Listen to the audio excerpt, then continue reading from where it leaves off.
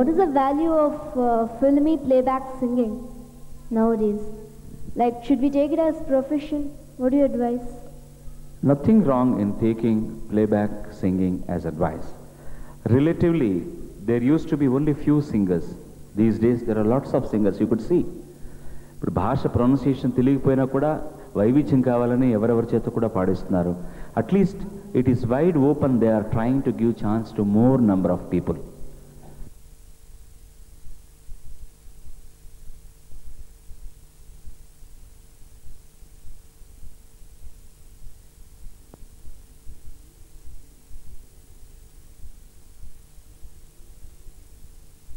To see them, to make the good and be, there should be a source of income really.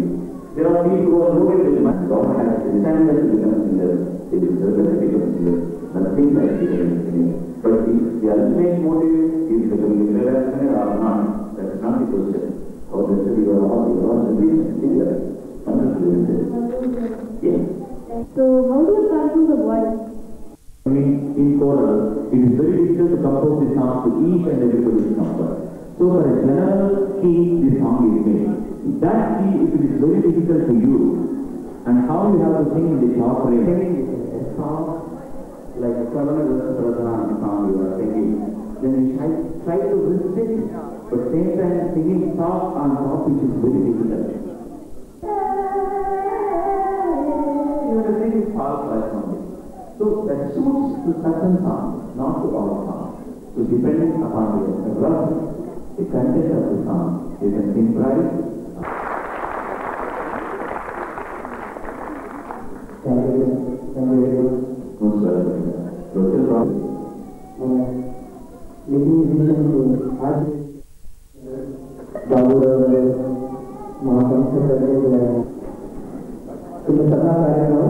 దాని తర్వాత ఇంకొక విశిష్టమైన కార్యక్రమం ఉంటుంది, ఆ తర్వాత చెప్తాను.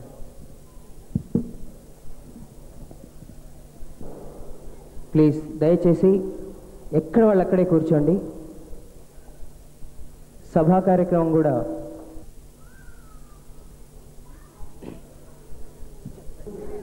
ఎవరు రావద్దు ఇప్పుడు. ప్లీజ్ దయచేసి కూర్చోండి. ఎవరు స్టేజ్ మీదకి రావద్దు ప్లీజ్. అందరు కూర్చోండి. దీని తర్వాత ఉంటుంది ఆ కార్యక్రమం. ప్లీజ్. మన పిల్లలకు డిసిప్లిన్ గురించి చెప్తున్నాము, ఫస్ట్ మనం ఆచరించి చూపించాలి. ప్లీజ్ పేరెంట్స్ అందరు కూర్చోండి.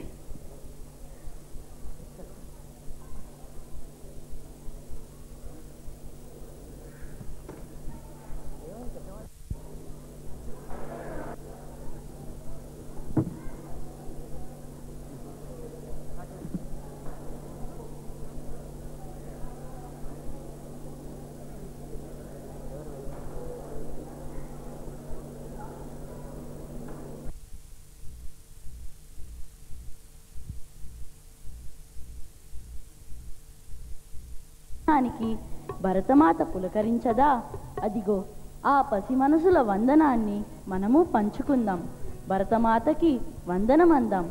ఈ పాట రచన శ్రీ ఓలేటి పార్వతీశం గారు.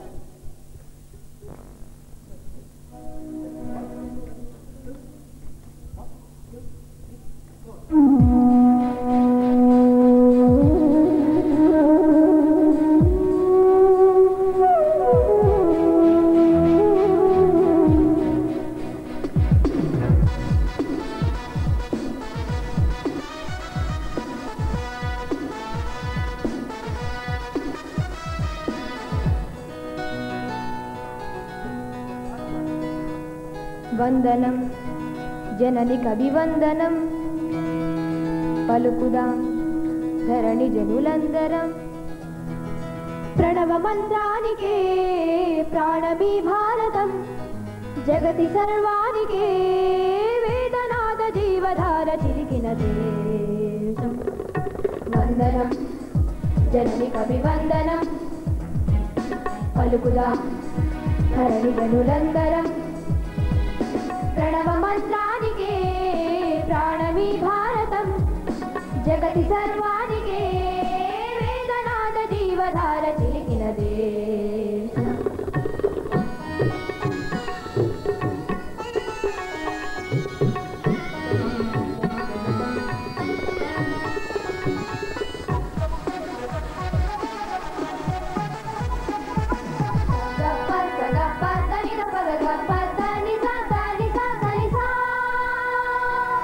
ద్వేషం మోసం తెలియని శ్వేత కాంతి మహిళ తరతరాల చెలిమి ఎదను నింపుకొని ద్వేషం మోసం తెలియని శ్వేత కాంతి మహిళ తరతరాల చెలిమి ఎదను నింపుకొని ఆ సమభావమే మాలో నింపగా మాతో ఒకరుగా సాగే గనులుగా మానవీయ మాన్య నేతలందరూ శాంతి దూత క్రాంతి దాతలకు మా జయ జయ అభివందనం పలుకుదా ధరణిధరులందరం ప్రణవ మంత్రానికే ప్రాణమీ భారతం జగతి సర్వానికే వేదనాద జీవధార చేసినదే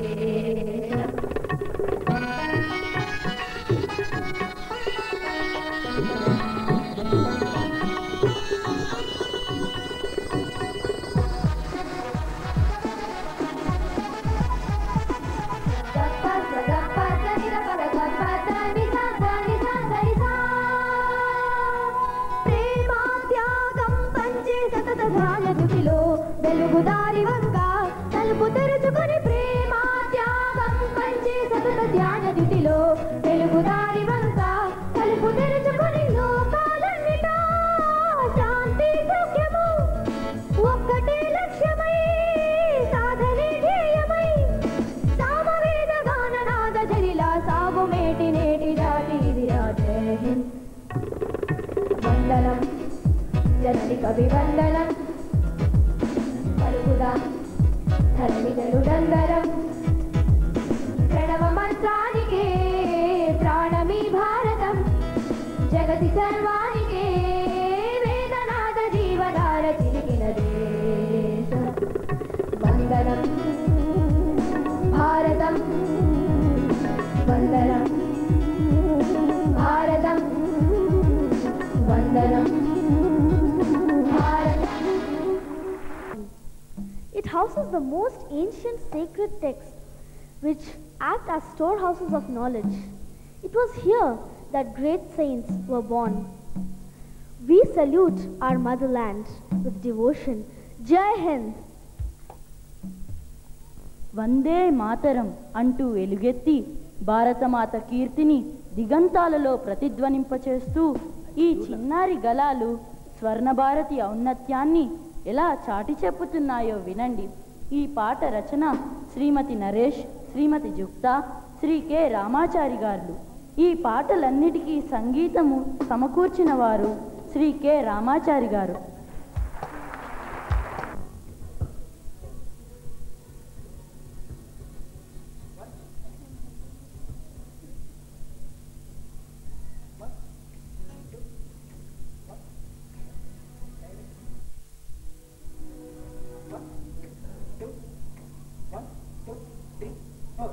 ఆ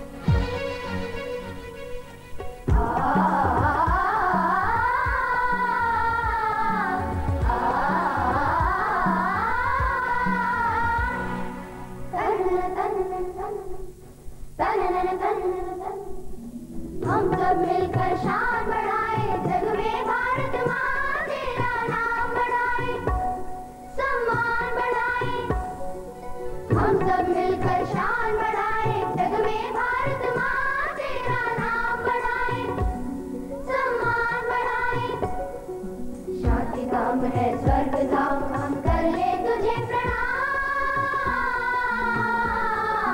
वंदे मातरम, वंदे मातरम, वंदे मातरम, वंदे मातरम, वंदे मातरम। शांति धाम है स्वर्ग धाम, हम कर ले तुझे प्रणाम। वंदे मातरम, वंदे मातरम, वंदे मातरम, वंदे मातरम, वंदे मातरम।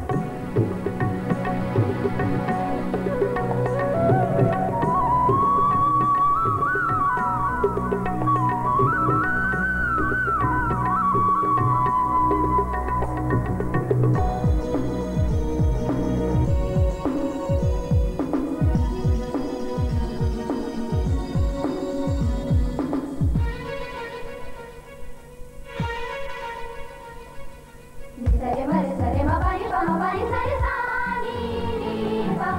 सरे मरे सरे मा पानी पा मा पानी सरे सा नी सा।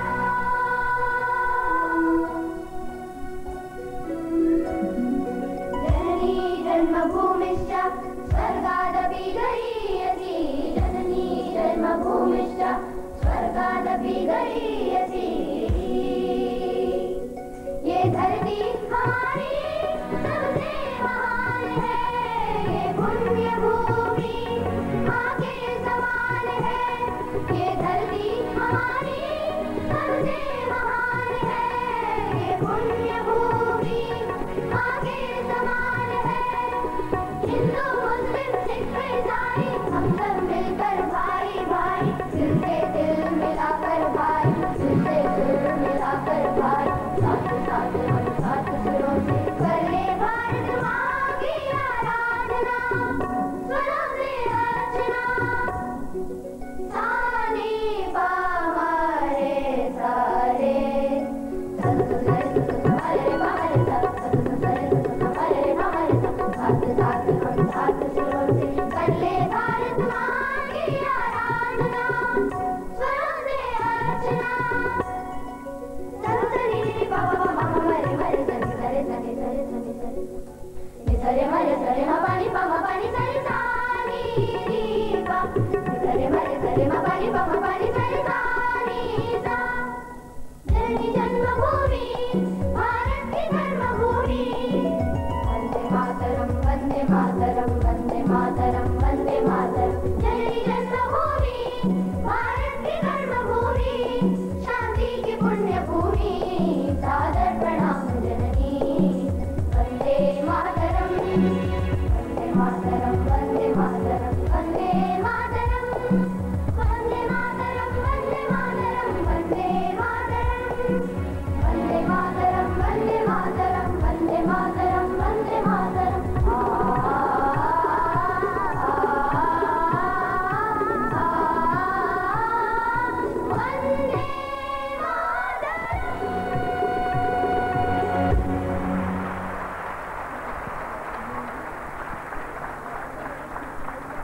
ఇక్కడితో ఆపేస్తున్నాము. ఇప్పుడు ఒక కార్యక్రమం ఉంటుంది, అదేంటో చెప్పము, మీరే చూడండి.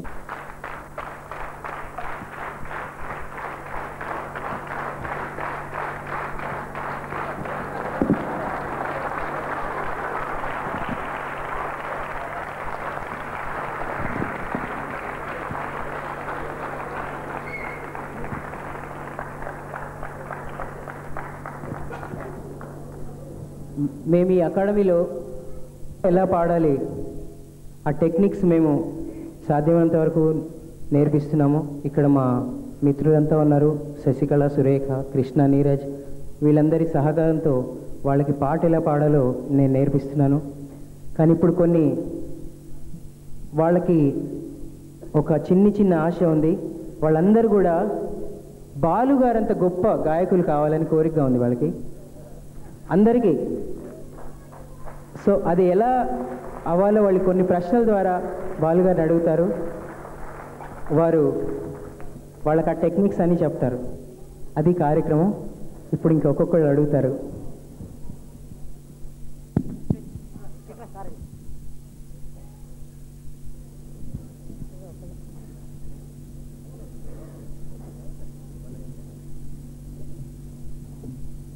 అంకుల్ సాధన ఎలా చేస్తారు?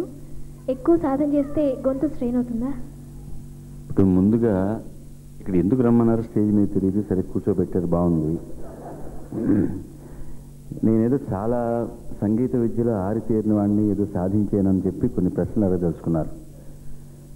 సత్య ప్రమాణకంగా అన్నిటికీ నాకు సమాధానాలు తెలియదు. కారణం ఏంటంటే నేను ఎలా గాయకుడినయ్యానో నాకే తెలియదు, నేను ఎలా పాడుతున్నానో నాకే తెలియదు. అయినా మీరు ముచ్చటపడి అడిగి ప్రశ్నలకి నాకు తెలిసినంత మటుకు నేను సమాధానం చెప్తాను. బట్ అవన్నీ కరెక్ట్గా ఉండాల్సిన అవసరం లేదు.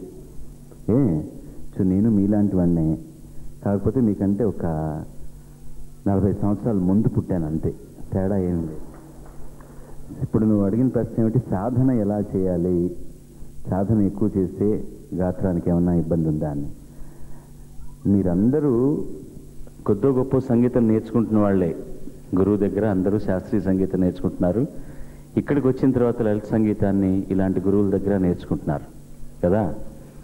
సాధన అంటే ఏం లేదు, నీకు వచ్చినది పొద్దున లేచి పాడుకోవడమే సాధన. అది ఎంతసేపు అన్నది నీ ఓపికను బట్టి ఉంటుంది. ఎందుకంటే మీరందరూ ఫుల్ ఫ్లెడ్జ్డ్ మ్యూజిషియన్స్ కాదు. ఇప్పుడున్న పరిస్థితుల్లో పొద్దున్న లేచి హోంవర్క్ చేసుకోవాలి, అమ్మా నాన్న చిన్న చిన్న పనులు చేయాలి, బడికి వెళ్ళాలి, చదువుకోవాలి, రావాలి. అరగంట నుంచి గంట దాకా ఏమీ అక్కర్లేదు, ఒక షడ్జమం సక్రమంగా తాంబూరా పెట్టుకుని పాడినా కూడా చాలు. ఒక చిన్న ఉదాహరణ చెప్తాను. ఎవరో లతా మంగేష్కర్ గారి దగ్గరికి వెళ్ళి మెహదీ హసన్ గారి గురించి 2 ముక్కలు మాట్లాడారు. మెహదీ హసన్ అంటే మీ అందరికీ తెలుసు, గజల్కి ఇవాళ శ్రీరామ రక్ష పెట్టినటువంటి ఆద్యుడు ఆయన, పాకిస్తాన్ నుంచి. ఆయన రేంజ్ చాలా తక్కువ. సాటు మామూలుగా మంద్ర స్థాయిలో షడ్జమం నుంచి ఒక ఆక్టేవ్ అంటాం, సారి గమ పదని పై షడ్జమం, ఆ తర్వాత మహా అయితే రీ గాంధారం వరకు పాడితే ఆయన రేంజ్. లతా మంగేష్కర్ గారి మెరమెచ్చును పొందాలని చెప్పి ఈ వ్యక్తి వెళ్ళి, ఏం పాడతాడండి మెహదీ హసన్ గారు, షడ్జమం నుంచి మహా అయితే పైన రిషభం దాకా పాడుతున్నారు, మీ రేంజ్ ఎలాంటిది, త్రిస్థాయిలో పాడగలరు కదా మీరు, ఆయనకు మరి ఎందుకు అంత పేరు వచ్చింది అన్నట్ట. దానికి ఆవిడ ఏం సమాధానం చెప్పారంటే, మంద్రస్థాయిలో షడ్జమం నుంచి పై స్థాయిలో పంచమం దాకా అక్కర్లేదు, మొదటి సా టు రీ శృతిలో పాడితే చాలండి, అంతకంటే ఏం అక్కర్లేదు అని. అలాగా ఏం ప్రాక్టీస్ చేయాలి అన్నది మీమాంస కానే కాదు, సాధన చెయ్యాలి అన్నటువంటి ఉత్సుకత ఉంది చూసారా, that is more than enough. ముందు సా అన్నది తాన్పురలో శృతిలో లీనమవుతుందని కాన్ఫిడెన్స్ వచ్చే వరకు షడ్జమం ప్రాక్టీస్ చేయండి చాలు. తర్వాత రిషభానికి వెళ్ళండి. మీకు తోచిన ఆకారం మీ ఇష్టం వచ్చినట్టు పాడుకోండి. లేదా మీరు సంగీతం నేర్చుకుంటుంటే మీ సరళీ స్వరాలు ఉన్నాయి, జంట స్వరాలు ఉన్నాయి. లేదా మీకు తెలిసిన సినిమా పాట రామాచిలకమ్మ అయినా కూడా పర్వాలేదు, ఆకారంలో లిరిక్ సాహిత్యం లేకుండా ఆకారంలో మీరు ఎంతసేపు పాడగలరో అంతసేపు పాడండి. కానీ సహజంగా చాలా ఎక్కువ ప్రాక్టీస్ చేయవలసిన అవసరం లేదు, అరగంట నుంచి గంట కంటే చేయక్కర్లేదు. నేను పాడుతా తీయగా కార్యక్రమంలోనే ఒక అమ్మాయి ఒకరోజు కార్యక్రమంలో పాడడానికి ముందుగా గొంతు బొంగురుపోతే మా మిత్రులందరూ తీసుకెళ్లి ఆసుపత్రికి ఆ అమ్మాయికి మెడిసిన్ అవి తీసుకొచ్చి ఇచ్చారు. తర్వాత పాడింది. వాళ్ళ తండ్రి గారిని అడిగాను, ఎందుకు ఈ అమ్మాయి స్ట్రెయిన్ అయిందంటే 24 గంటల్లో 20 గంటలు ప్రాక్టీస్ చేస్తూనే ఉంటుందండి ఆ అమ్మాయి అని చెప్పారు ఆయన. అంత అవసరం లేదు. ఇది మనిషికి, వ్యక్తికి, ఆర్టిస్ట్కి చాలా చాలా తేడాలు ఉంటాయి. ఇప్పుడు రామాచారి గారు ఏమన్నారు, బాలసుబ్రహ్మణ్యం లాంటి సింగర్ కావాలని. అంతకంటే స్టాండర్డ్ లేదా? బాలసుబ్రహ్మణ్యం ఏమన్నా మానా పెట్టాడా పాడడానికి? బాలసుబ్రహ్మణ్యాన్ని ఆలోచించొద్దు, ఓంకార స్వరూపమైనటువంటి ఈశ్వరుని ఆలోచిస్తే అందులో 10వ వంతన్నా దొరికితే నేను 1/1 crore ఉన్నవాడిని అన్నమాట అందులో. So I'm not a goal for you. Goal అన్నది ఏమిటంటే నేను బాగా పాడి, ముందు నాకు సంతృప్తిగా పాడి, మిగతా అందరికీ సంతృప్తికరంగా పాడాలన్న ధ్యేయంతో ప్రాక్టీస్ చేస్తే ఆ తర్వాత సాధన అన్నది, మీ గమ్యం అన్నది భగవంతుడు మీకే చూపిస్తాడు. నేను కొంచెం అధిక ప్రసంగని, చిన్న ప్రశ్న అడిగితే దానికి 26 సమాధానాలు చెప్తున్నాను. ఇప్పుడు నేను ఇచ్చిన ఆన్సర్లో మిగతా వాళ్ళ ప్రశ్నలకు ఏదైనా సమాధానం వస్తే ఆ ప్రశ్నను అవాయిడ్ చేసేవచ్చు మీరు. Thank you. నువ్వు అడిగిన 2వ ప్రశ్న నాకు వినిపించలేదమ్మా. సింగింగ్కి ఎక్కువ రేంజ్లో పాడగలటం ఒక అర్హత? ఫస్ట్ ఏంటన్నామంటే రేంజ్ని ఇంప్రూవ్ చేసుకోవడం ఎలాగా, ఎలా తర్వాత సింగింగ్కి ఎక్కువ రేంజ్లో పాడడం పాడగలగడం ఒక అర్హత. ఒక్క నిమిషం. ఇప్పుడు మీ వయసులో ఇప్పుడు వాడు చిన్నవాడు ఉన్నాడు కదా, వాడి పక్కన వాడి షడ్జమం, వాడి కింద పాడే షడ్జమం మనకు లోయెస్ట్ పంచమం కావచ్చు. ఈ వయసులో ఒక రేంజ్ ఉంటుంది, ఇంకా అక్కడి నుంచి నీ వయసుకు వచ్చేసరికి ఇంకొక రేంజ్ అవుతుంది, గాత్రం మారుతుంది. 16-17 ఏళ్ల తర్వాత అది కరెక్ట్గా గాత్రానికి ప్యూబర్టీ వచ్చే స్థాయి అన్నమాట. అది కరెక్ట్గా ఆ సందర్భంలో 16-18 సంవత్సరాల మధ్య గాత్రం బాగా మారుతుంది, మగవాళ్ళకి కానీ ఆడవాళ్ళకి కానీ. నేను నా 16వ సంవత్సరం వరకు కారుణ్యలాగానే అన్ని అమ్మాయిల పాటే పాడేవాడిని. అంటే నా రేంజ్ ఎలా ఉండేది, అచ్చం అమ్మాయిల పాటలే పాడేవాడిని. నేను పియూసీ చదువుతున్న రోజుల్లో కూడా రికార్డ్ ఏంటంటే మొట్టమొదటిసారి ఆల్ ఇండియా రేడియోలో ఒక నాటకంలో నేను హీరోయిన్ పాత్ర వేశాను. ముందు ఒప్పుకోలేదు ఆల్ ఇండియా రేడియో వాళ్ళు, అలా మాకు జరగదండి ఒప్పుకోదన్నారు. అప్పుడు నేను తిరుపతిలో చదివేవాడిని, మద్రాస్ ఆల్ ఇండియా రేడియోకి అఫిలియేట్ అయి ఉండేది తిరుపతిలో ఆర్ట్స్ కాలేజ్. అలా జరగడానికి లేదండి, ఇది సినిమా కాదు, ఆడవాళ్ళ పాత్రలు అమ్మాయిలే వేయాలి అని. మా స్కూల్లో ఏమో కో ఎడ్యుకేషన్ లేదు, వాళ్ళందరూ నా మీద ముచ్చటపడి ముద్దుపడి అమ్మాయిలా ఉండేవాడిని. అమ్మాయి వేషం వేయమన్నారు, కుదరదన్నారు. పోనీ ఒకసారి అబ్బాయి డైలాగ్ చెప్తాడు వినండి అన్నారు. నేను ఒకసారి మైక్ దగ్గరికి వెళ్ళి డైలాగ్ చెప్పగానే, వీడు ప్యాంటు చొక్కా వేసుకొచ్చాడండి, అబ్బాయి కాదు అమ్మాయి, మీరు చేయించేయండి అన్నారు. అలాగా 16-17 సంవత్సరాలు వచ్చేసరికి ఒక విధమైన వికారమైన బొంగురు పోవడం ప్రారంభించింది గాత్రం. భయపడ్డాను నేను ఇక పాడలేనేమోనని. కానీ ఆ తర్వాత అక్కడి నుంచి నా రేంజ్ ఏమిటో అర్థమైందనమాట. కాబట్టి వయసుతో పాటు వాయిస్ రేంజ్లో కూడా మార్పు వస్తుంది. సో వాయిస్ పరిణతి చెందిన తర్వాత 16-17 ఏళ్ల తర్వాత మీకు న్యాచురల్గా ఏ రేంజ్ ఉందో బయోలాజికల్గా ఆ రేంజే ఉంటుంది. అంటే ఒక ఎగ్జాంపుల్ చెప్తాను. వాయిస్ రేంజ్ అన్నది 2-3 ఫ్యాక్టర్ల మీద ఆధారపడి ఉంటుంది. The length of your wind pipe and the sinus అనేటటువంటిది ఈ పుర్రె భాగం లోపలంతా హాలోగా ఉంటుంది కదా, ఇక్కడ కాదు హాలోగా ఉండేది నేను చెప్పింది, ఈ లోపలంతా అది రెవర్బరేషన్ లాగా, రెవర్బరేటింగ్ యూనిట్ లాగా పనిచేస్తుంది గాత్రానికి. అండ్ ఈ డెప్త్ అన్నది ఈ శ్వాస నాళాన్ని బట్టి ఆధారపడి ఉంటుంది. ఒక్కొక్కళ్ళకి ఈ లెంగ్త్, ఈ వాల్యూము తేడా ఉంటుంది, భగవంతుడి సృష్టిలోనే ఉంటుంది. కొంతమందికి బ్యారిటోన్ వాయిస్ అంటారు, బాగా బాస్ వాయిస్ ఉంటుంది. అక్కడ నుంచి మ్యాక్సిమం వాళ్ళు ఎంత కంఫర్టబుల్గా పాడగలరో అంతవరకు పాడగలరు. కొంతమందికి వాయిస్ థిన్గా ఉంటుంది, అక్కడి నుంచి ఎంతవరకు పాడగలరో అంతవరకు పాడగలరు. ఏ సాధన వల్లనైనా కూడా రేంజ్ని ఇంప్రూవ్ చేసుకోవడం అనేది అసాధ్యం. మీ వాయిస్కి ఏ రేంజ్ ఉందో ఆ రేంజే. అంత మాత్రం చేత నేను పై స్థాయి పాడలేకపోతున్నానని బేస్ వాయిస్ ఉన్నవాళ్ళు, లేదా నాకు బేస్ నోట్ పలకటం లేదని చెప్పి పై స్థాయిలో పాడేవాళ్ళు నిరుత్సాహపడాల్సిన అవసరమే లేదు. ఎందుకంటే మొహమ్మద్ రఫీ గారికి బేస్ స్థాయి చాలా తక్కువ, ఆయనది టెనర్ వాయిస్ అంటారనమాట. అలాగే ఘంటసాల గారికి బేస్ ఎక్కువ. మహమ్మద్ రఫీ గారు పాడిన రేంజ్ ఘంటసాల గారు పాడలేకపోవచ్చు. అంత మాత్రం చేత ఇద్దరు పనికిమాలిన గాయకులయ్యారా? ఎవరికి వాళ్లే గొప్ప గాయకులు.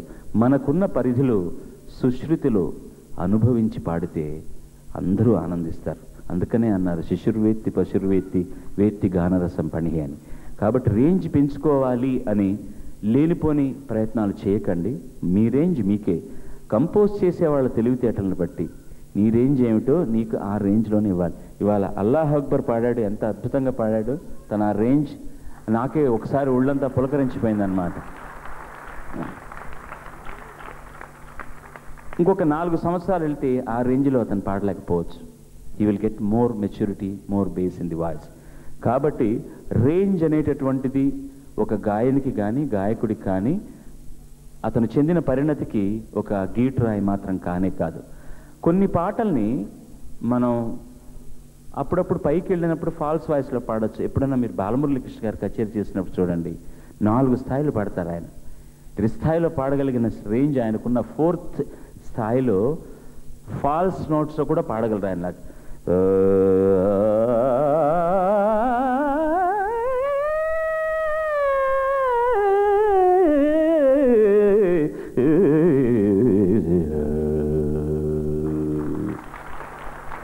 ఫాల్స్ వాయిస్ పైన పాడడం ఈజీ, లోవర్ నోట్లో ఫాల్స్ వాయిస్ పాడలేము మనం, గాలి వస్తుంది, అంత రహస్య సంగీతం అవుతుంది, పాడగలరు. తెలుగులో ఏం రాజా గారు పాడలేదా? ఏం రాజా గారిది కూడా థిన్ వాయిస్, ఆయనకు బేస్ తక్కువ. అలాగే తలత్ మెహమూద్ చాలా తక్కువ రేంజ్, ఆయనది కూడా వెల్వెట్లా ఉండేది, కానీ ఆయనకు తగినట్టు కంపోజ్ చేశారు. అంతేగాని పైన రేంజ్ పాడేవాళ్ళే గొప్పవాళ్ళని, కింద రేంజ్ పాడేవాళ్లే గొప్పవాళ్ళు కాదని అలా అనుకోవాల్సిన అవసరం లేదు. కొంతమంది మహానుభావులకు త్రిస్థాయి శారీరం లభిస్తుంది, అది వాళ్ళు చేసుకున్న వరం. దానికోసం అని చెప్పి వేరే ఏ ఆర్టిఫిషియల్ ఎక్స్పెరిమెంట్స్ మీరు చేయకండి. అన్నిటికీ చెప్పానా? నాకు కాగితం ఇచ్చినా జనగణమన తప్పు పడతానమ్మా, నేను జ్ఞాపక శక్తి తక్కువ. కాకపోతే దీనికి నేను ఐ టెల్ యూ, భావం అన్నది అనుభవిస్తే వచ్చేటటువంటిది ఎక్స్ప్రెషన్. ఇప్పుడు మీరు పాడినవన్నీ కూడా 90% దేశభక్తి గేయాలి. దేశభక్తి గేయం పాడేటప్పుడు మనకు కావాల్సింది ఏంటి? డివోషన్, భక్తి. భక్తి అన్నది ఏమిటి? తాదాత్మ్యం. లైక్ ఎందరో మహానుభావులు అందరికీ వందనములు. నువ్వు నిజంగానే అందరికీ వందనం చేస్తానని అనుకుంటే ఎలా చేస్తావు? ఎందరో మహానుభావులు అని పాడలేవు కదా. అంటే ఏదో పాట కోసం ఉంది అని కాకుండా ఆ పాటలో ఉన్న భావం అర్థం చేసుకుంటే ఆటోమేటిక్గా వస్తుంది.